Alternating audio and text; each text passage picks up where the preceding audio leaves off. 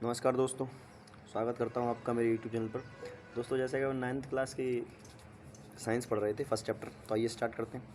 हमको एलिमेंट से पढ़ना था अपन, है ना। अपन ने पदार्थों को दो भागों में बांटा था, सब्सटेंस को। एक तो प्योर सब्सटेंस था, और एक और था मिक्सचर, है ना। तो प्योर सब्सटेंस में तत्व और यौगिक, तो अपन ने शुद्ध पदार्थ तक छोड़ दिया था। यौगिक अपन को पढ़ना तत्व क्या होते हैं। लिखा है एक शुद्ध पदार्थ जिसमें केवल एक ही प्रकार के परमाणु होते हैं तथा सभी के नाभिक में प्रोटॉन की संख्या समान होती है। मतलब कुल मिला के अपन कोई भी तत्व उठा लें, जैसे मैं सोना ही उठा दूँ, तो सोने के मैं टुकड़े करते जाऊँ, तो सोने के जितने भी टुकड़े होंगे वो सभी सोने के गुण दिखाएंगे, है कि नहीं भाई। सभी सोने ही होंगे कि नहीं होंगे। तो बस वही बोल रहा है कि जिसमें एक ही प्रकार के गुण हो, परमाणु हो तथा नाभिक प्रोटॉन की संख्या समान हो। अब ये नाभिक प्रोटॉन की संख्या क्या होती है, ये मैं आपको आगे चल के समझाऊंगा। देखा, तत्वों के भौतिक तथा रासायनिक केमिकल गुण सदैव समान होते हैं। मतलब सीधी सी बात है यार, गोल्ड का कोई टुकड़ा है तो वो गोल्ड की प्रॉपर्टी को दिखाएगा, है ना। लगा, तत्वों के उनके गुणों के आधार पर आवर्त सारणी में धातु, अधातु और धातु के रूप में वर्गीकृत समूहकृत किया गया है। मतलब आप आवर्त सारणी देखेंगे तो उनको वहाँ पे आप देखेंगे कि इनको ना डिवाइड कैसे किया गया है। पीरियोडिक टेबल है, अगर आपको दिखाना है तो मैं आपको दिखा देता हूँ, एक सेकंड रुकना। मैं आपको दिखाता हूँ कि क्या होता है पीरियोडिक टेबल, आवर्त सारणी। अब देखो, ये आवर्त सारणी है ना। छोटा कर देते, थोड़ा सा ज़्यादा आसान बन रहा है। देखो, ये आवर्त सारणी, तो इसमें आप देखेंगे कि ये जो यहाँ से ये जितनी आपको मेटल दिखाई दे रही हैं, ये सारी मेटल्स होती हैं। क्या होती हैं? ये सारी क्या है? मेटल्स हैं। और उसके बाद ये जो आपको यहाँ से दिखाई दे रहा है, ये वाला हिस्सा, है ना, और ये भी मेटल के अंतर्गत आती है, याद रखना। ये भी क्या है? नीचे वाली ये भी मेटल्स हैं।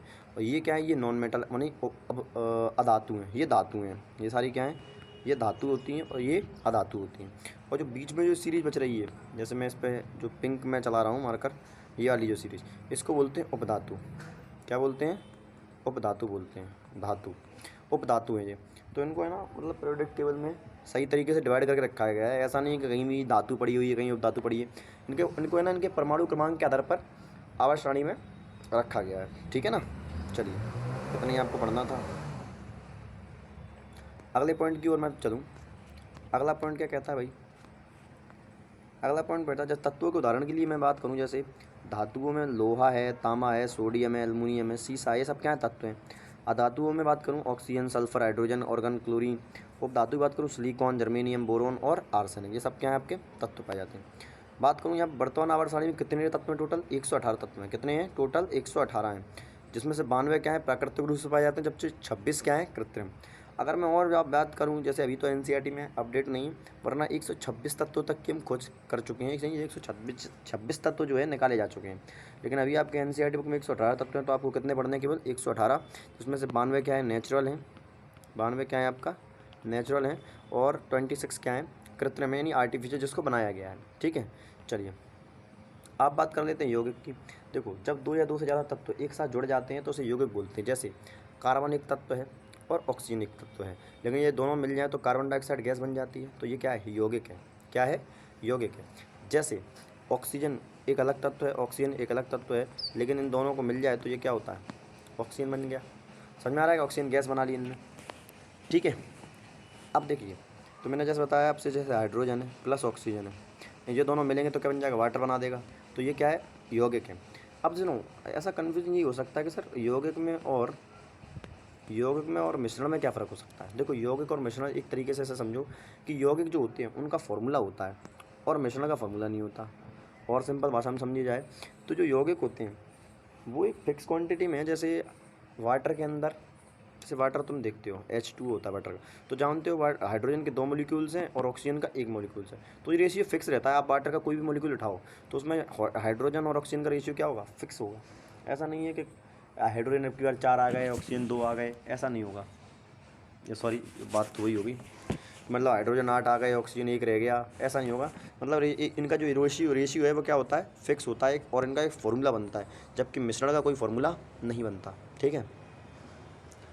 आगे देखा जाए, देखा, यौगिक 2 या 2 से अधिक तत्वों से बने रासायनिक पदार्थ होते हैं और ये एक निश्चित अनुपात में रासायनिक रूप से साथ बंधे होते हैं। मतलब एक निश्चित उनका फिक्स रेशियो होता है, ठीक है।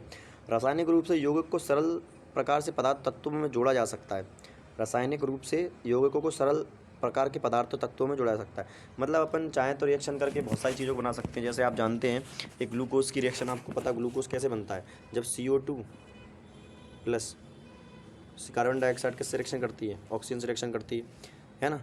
तो कहीं जाके जो है C6H12 H2O से रिएक्शन करती है, किससे करती है, H2O से। तो कार्बन डाइऑक्साइड प्लस H2O मिलकर क्या बनाते हैं, आपका आगे जाके ग्लूकोज बनते हैं, जैसे हम प्रकाश संश्लेषण की विक्रिया जानते हैं, उस पर नहीं जाना है। तो मतलब कुल मिला के बात ये है कि दो यौगिक मिलकर एक नया एक कंपोनेंट के साथ मिलकर एक नया यौगिक बना सकते हैं। दो तत्व मिल जाएंगे तो यौगिक बन जाएगा, दो यौगिक मिल जाएंगे तो भी एक तत्व बन जाएगा। समझ में आ रहा है कि नहीं, तो भी एक यौगिक बन जाएगा, सॉरी तत्व नहीं बनेगा, है ना। जब तत्व जुड़ते हैं तो उनके कुछ अद्वितीय गुण खो जाते हैं और नए बने यौगिक नए गुण दिखाते हैं। वही बात है कि जब कोई देखो, जैसे हाइड्रोजन है, हाइड्रोजन की एक अलग क्वालिटी होगी, ऑक्सीजन की कोई अलग क्वालिटी होगी, लेकिन जब ये दोनों मिले तो H2O इनने वाटर बना दिया। लेकिन इनकी क्वालिटी कुछ अलग थी, इनके कुछ गुण कुछ अलग थे, लेकिन जब ये दोनों मिले तो इसके गुण कुछ और हो गया। तो मतलब वही बता रहा है कि जब तत्व मिलते हैं, यौगिक बनाते हैं, तो इनके जो पुराने वाले गुण हैं वो ख़त्म भी हो सकते हैं और इनमें एक नए गुण जो है दिखाए जा सकते हैं। सिंपल सी बात है। अब बोला है कि यौगिकों को उनके निर्माण के आधार पर आयनिक यौगिक और सहसंयोजी यौगिक के रूप में वर्गीकृत किया जाता है। अब आयनिक यौगिक क्या होते हैं, ये तब बनते हैं जब धातु आपस में मिलते हैं। तो आयनिक यौगिक कब बनते हैं, जब धातु और अधातु आपस में रिएक्शन करते हैं। जैसे सोडियम है NaOH, इसमें देखेंगे आप तीन तत्व हैं, सोडियम धातु है या धातु, हाइड्रोजन और ऑक्सीजन क्या है, अधातु हो गए। समझ में आ रहा है कि नहीं आ रहा। तो ऐसे आप देखेंगे, जैसे जैसे कैसे बना दूँ, CaO कैल्शियम ऑक्साइड। तो कैल्शियम तो धातु है, ऑक्सीजन क्या है, एक अधातु है। तो ये क्या है, तो यहाँ पर कौन सा बंद होगा, आयनिक बंद होगा। क्या होगा, आयनिक यौगिक होगा। चूँकि इनमें आयन होते हैं इसलिए इन्हें इलेक्ट्रोवैलेंट यौगिक भी कहते हैं। क्या कहते हैं, इलेक्ट्रोवैलेंट यौगिक भी इन्हें कहा जाता है। और सहसंयोजी यौगिक क्या होते हैं, ये तब बनते हैं जब दो धातुएं आपस में परस्पर क्रिया करती हैं। इन्हें आणविक यौगिक भी कहते हैं। क्या कहते हैं, आणविक यौगिक। ये तब बनेंगे जब दो अधातुएं आपस में मिलती हैं। जब दो अधातु आपस में मिलती है तो कौन सा बनता है, तो सहसंयोजी आबंध बनता है, जैसे वाटर का बनता है। जैसे हाइड्रोजन भी एक क्या है, हाइड्रोजन भी एक दोस्त अधातु है और ऑक्सीजन अधातु है, मिलकर क्या बनाएंगे, H2O बनाएंगे। तो देखो जब दो अधातु मिली, जो अधातु हैं दोनों ही, तो कौन सा बंद होता है, तो सहसंयोजी बंद होता है। कौन सा होता है, सहसंयोजी बंद होता है। जैसे H2 हाइड्रोजन सहसंयोजी बंद है, H2O2 सहसंयोजी बंद है। सोडियम क्लोराइड ये आपका क्या है, ये आपका एक आयनिक यौगिक का है, क्योंकि सोडियम धातु है, क्लोरीन अधातु है। कार्बन डाइऑक्साइड सहसंयोजी बंद है। कैल्शियम ऑक्साइड ये आपका एक आयनिक यौगिक है। क्या है, आयनिक यौगिक है। अमोनिया, हाइड्रोजन जी क्या है, आपका सहसंयोजी बंद है। मीथेन ये भी क्या है, आपका सहसंयोजी यौगिक का उदाहरण है। ठीक है ना। और बाकी यौगिक के तो उदाहरण है ही, ये सब यौगिक तो हैं ही ये। ठीक है, चलिए बात करते हैं मिश्रण की।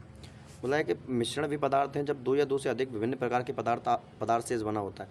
मतलब कई दो कंपोनेंट लो आपस में मिला दो तो बोल देंगे क्या बन गया, मिश्रण बन गया। उन्हें अलग अलग करके भौतिक साधनों का उपयोग किया जा सकता है। नमक और पानी का घोल, चीनी और पानी का मिश्रण, विभिन्न जैसे गैस, हवा इत्यादि इनके उदाहरण हैं। जैसे पानी और चीनी का घोल है तो इनका कोई फिक्स रेशियो नहीं है। अगर फिक्स रेशियो होता तो भाई यौगिक कहलाते। तो मिश्रण यौगिक में फ़र्क क्या होता है कि भैया यौगिक जो होते हैं इनका कोई फिक्स रेशियो नहीं होता, लेकिन मिश्रण का यौगिक का फिक्स रेशियो होता है, मिश्रण का फिक्स रेशियो नहीं होता। देखा, किसी भी संयोजन में विभिन्न घटक किसी भी रासायनिक परिवर्तन के माध्यम से एकजुट नहीं होते। नतीजन घटक अपनी विशेषताओं को बनाए रखता है। मतलब कुल मिला के कोई नया कंपोनेंट नहीं बनता। चीज़ वही, जैसे रेत और पानी है, तो रेत और पानी को मिक्स कर दोगे तब भी रेत रेत ही रहेगी और पानी पानी ही रहेगा, है कि नहीं भाई। तो ये मतलब इनकी जो पुरानी वाली जो क्वालिटी थी कि रेत है, पानी अभी भी पानी है, तो बनी रहती। जब भी इनको मिश्रण मतलब इनको मिक्स कर दोगे तब भी जो है अपनी पुरानी क्वालिटी पर रखेंगे। बात करता हूँ मिश्रण के गुण क्या क्या होते हैं। मिश्रण के घटक रासायनिक रूप से एक दूसरे बंधे नहीं होते, मतलब इनके बीच में कोई केमिकल रिएक्शन नहीं होती। मिश्रण सजातीय और विषम जातीय दोनों हो सकते हैं। सजातीय मिश्रण मतलब होता है कि जो दोनों में एक दूसरे के पूरी तरीके से घुल जाए। जैसे दूध और पानी इनको घोलोगे तो आपस में पूरी तरीके से मिल जाएंगे। लेकिन वहीं रेत और पानी के देखोगे तो रेत अलग दिखाई देगा, पानी अलग दिखाई देगा। समझ में आ रहा है। तो ये विषम जातीय हो गया। मिश्रण के घटक उचित अनुपात में मिश्रित नहीं होते, मतलब कोई फिक्स रेशियो नहीं होता। हो सकता है कि मैं जब दूध और पानी मिलाऊं तो पहले दूध की मात्रा ज़्यादा कर दूं, पानी की मात्रा कम कर दूं, दूसरी बार में पानी की मात्रा ज़्यादा करूं, दूध की मात्रा कम कर दूं, तो फिक्स रेशियो तो नहीं है। मिश्रण के सभी घटक अपनी मूल पहचान बनाए रखते हैं। बोलिए, मूल पहचान बनाए रखते हैं। किसी मिश्रण का बॉइलिंग पॉइंट गलनांक स्तर नहीं होता, कि मतलब कोई बॉइलिंग पॉइंट नहीं होता और गलनांक स्तर नहीं होता, गलनांक पॉइंट भी नहीं होता। मिश्रण बनने पर कोई रासायनिक परिवर्तन नहीं होता, कोई रासायनिक परिवर्तन नहीं होता, क्योंकि मैंने पानी और इसको रेत को मिला दी, कोई रिएक्शन हुई क्या, कोई रिएक्शन नहीं हुई, जैसे कि तैसे पड़े रहे वो। तो मिश्रण को भौतिक विधियों का उपयोग करके अलग किया जा सकता है, मतलब इनको हम अलग अलग भी कर सकते हैं मिश्रण करने के बाद भी। मिश्रण के पदार्थ किसी भी अवस्था में मौजूद हो सकते हैं, अर्थात ठोस, तरल, गैस। मतलब इनके जो पदार्थ हैं वो किसी भी अवस्था में हो सकते हैं, ठोस भी हो सकते हैं, द्रव भी हो सकते हैं, गैस भी हो सकते हैं। समझ में आया कि नहीं आया? बात करूँ मिश्रण के प्रकार की, तो मिश्रण के प्रकार जो होते हैं 2 प्रकार के होते हैं। एक तो होता है सजातीय मिश्रण, दूसरा होता है विषम जातीय मिश्रण। सजातीय मिश्रण में बताए थे कि जब 2 मिश्रण आपस में पूरी तरीके से घुल जाएंगे उन्हें सजातीय मिश्रण कहते हैं। होमो का, अब देखो इनको इंग्लिश में बोलते हैं होमोजीनियस मिक्सचर। कौन सा बोलते हैं? होमोजीनियस मिक्सचर, है ना, होमोजीनियस मिक्सचर। तो इसमें जो होमो वर्ड होता है इसका मतलब क्या होता है? समान। क्या होता है? समान। ऐसे मिश्रण जिनमें घटकों का वितरण पूरे मिश्रण रूप में समान होता है उन्हें हम समरूप मिश्रण कहते हैं। मतलब कुल मिला के 2 चीज़ें आपस में पूरी तरीके से मिल जाएँ, पूरी तरीके से मिक्स हो जाएँ, उन्हें हम बोलते हैं सजातीय मिश्रण। उदाहरण के लिए नमक और पानी मिल जाएंगे पूरी तरीके से, क्योंकि अगर पानी और किसी भी हिस्से में एक घूंट लेंगे तो पानी का स्वाद एक जैसा ही होगा। मतलब वही बात है कि पानी को मैं नमक को पानी मिला दूँ तो पानी को चाहे ऊपर से पी लो चाहे नीचे पी लो, नमकीन तो आपको स्वाद मिलेगा कि नहीं मिलेगा।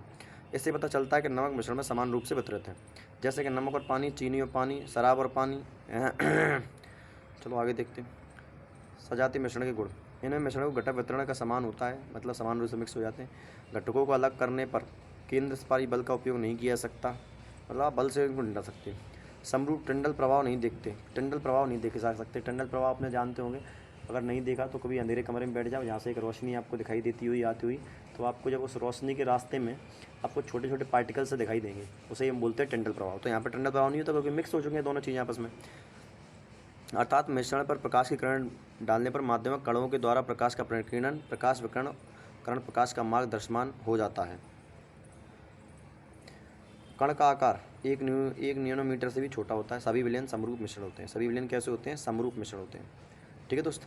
अब सजातीय मिश्रण के उदाहरण ये है वायु, शीतल पेय, रसोई गैस, कॉफ़ी, सीमेंट, सिरका आदि। ठीक है ना दोस्त। बाकी इससे क्या करेंगे आगे। धन्यवाद।